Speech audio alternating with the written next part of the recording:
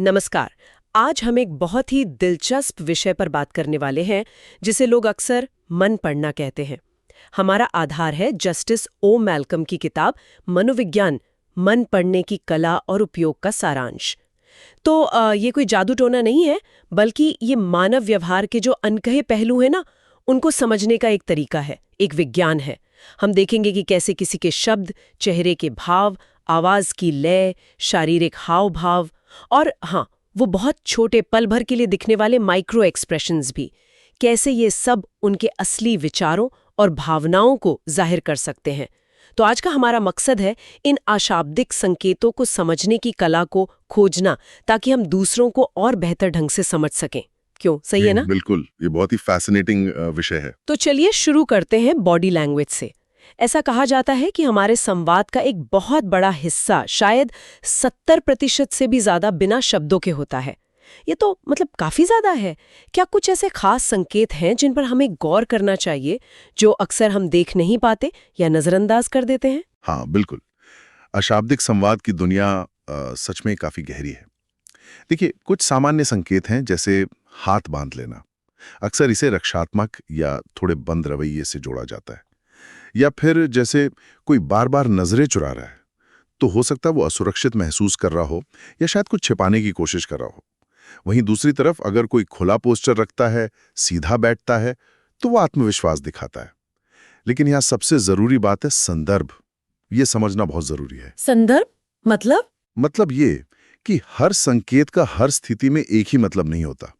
मान लीजिए कोई कमरे में हाथ बांधकर बैठा है जहां बहुत ठंड है, तो जरूरी नहीं कि वो रक्षात्मक है। हो सकता है उसे बस ठंड लग रही हो। इसलिए किसी एक संकेत को देखकर ही तुरंत किसी नतीजे पर पहुंचना, वो थोड़ी जल्दबाजी होगी। हाँ, ये बात तो है, संदर्भ बहुत जरूरी है। अच्छा, बॉडी लैंग्वेज से आगे बढ़ते हैं।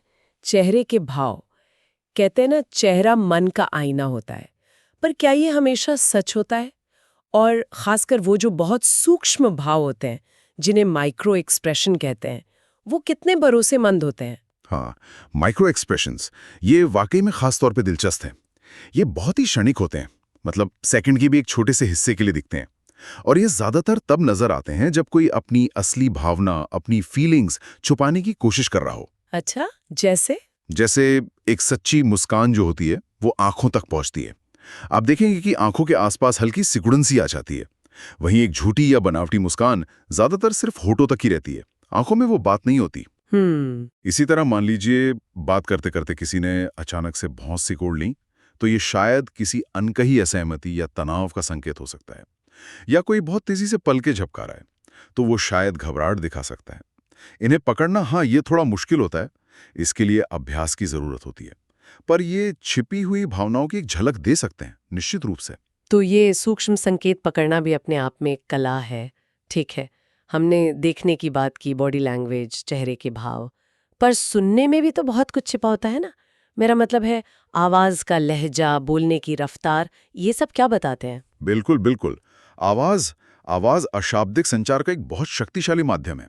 और यहाँ दिलचस्प बात यह है कि कैसे कहा जा रहा है, वो अक्सर क्या कहा जा रहा है, उससे कई ज्यादा मायने रखता है। हाँ, ये तो अनुभव किया है। आवाज का टोन, उसकी गति, उतार चढ़ाव, ये सब भावनाओं का आईना हो सकते हैं।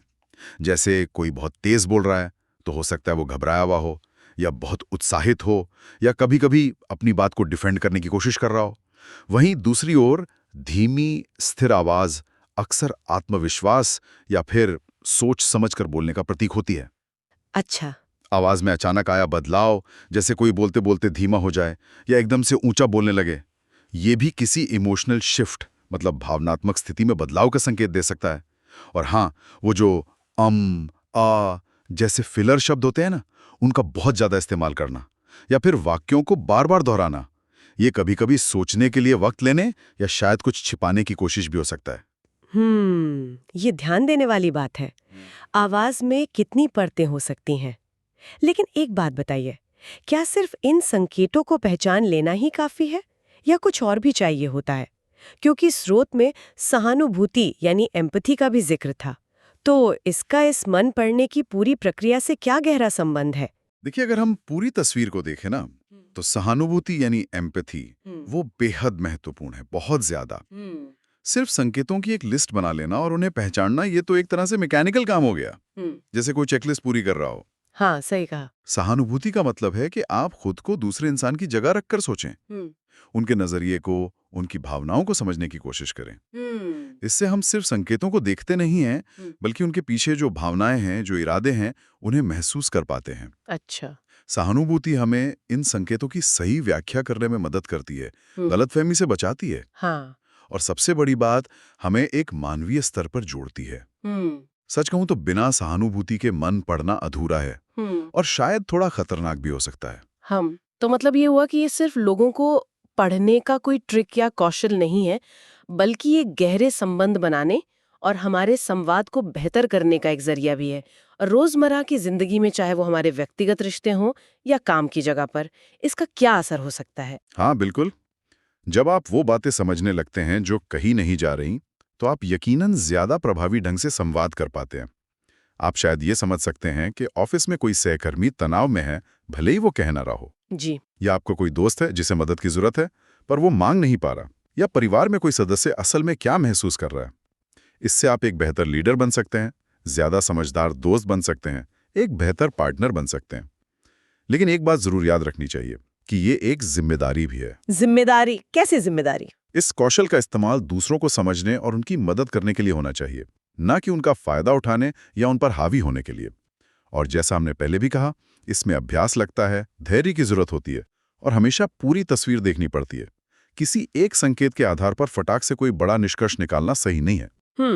बिल्कुल सही। तो कुल मिला के जिसे हम मन पढ़ना कह रहे हैं, वो असल में कोई रहस्यमयी शक्ति नहीं है, बल्कि ध्यान से देखने, सुनने, समझने और सबसे जरूरी सहानुभूति रखने का एक सचेत अभ्यास है ना? ये अशाब्दिक संचार की परतों को खोलने की एक कला है। बिल्कुल सही कहा आपने। मुख्य सीख यही है। ये कला हमें इंसानी रिश्तों की गहराइयों को समझने में मदद कर सकती है, बशर्त यह है कि इसका इस्तेमाल ईमानदारी और समझदारी से किया जाए। हमेशा संदर्भ को ध्यान में रखें और याद रखें कि हर व्यक्ति अलग होता है। जो संकेत एक व्यक्ति के लिए कुछ मायने रखता है, जरूरी नहीं कि दूसरे के लिए भी उसका वही मतलब हो। चित्रित करना, जैसे मान लीजिए कोई इंटरव्यू में आत्मविश्वास दिखाने के लिए सीधा बैठता है या प्रेजेंटेशन देते समय खुली बॉडी लैंग्वेज रखता है, तो क्या ये एक तरह का छल है, धोखा है, या फिर ये सिर्फ बेहतर संवाद करने और खुद को सकारात्मक रूप से प्रस्तुत करने का एक मान्य तरीका है? क्या लगता है आपको?